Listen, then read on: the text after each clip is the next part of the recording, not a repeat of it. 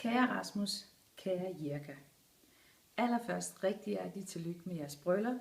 Fødte jeg er rigtig glad for, at vi er med til at fejre jer på den her store dag. Rasmus og vores venskab går rigtig mange år tilbage.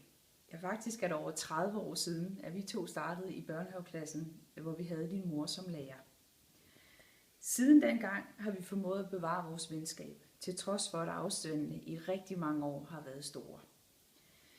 Jeg elsker vores venskab af rigtig mange grunde, men en af dem, som jeg sætter allerstørst pris på, det er, at lige meget hvor lang tid der går imellem, vi taler sammen, så er der aldrig nogen hard feelings, og vi bruger aldrig kostbar tid på at undskylde den stilhed, der har været. Samtidig er det også næsten som om, at vi lige har talt sammen, selvom der er gået lang tid imellem.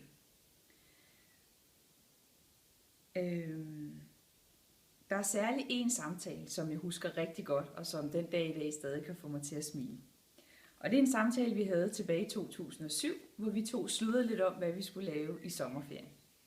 Og inden vi fik lagt røret på, så havde vi faktisk aftalt, at jeg skulle komme over til jer, og det var cirka 14 dage efter. Du skulle bare lige tale med Jirka, men det var ikke noget problem, sagde du. Og vupti, 14 dage senere stod jeg så i USA.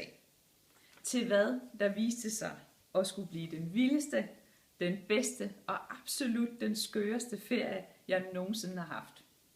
Tusind tak til dig, Jirka, for at tage så pænt imod en fremmed fra Danmark, som jeg var dengang.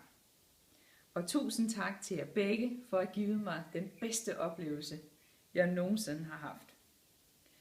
For at mindes den gode ferie, så har jeg lavet en lille film, som i den grad får mig til at smile. Og den vil jeg rigtig gerne dele med jer.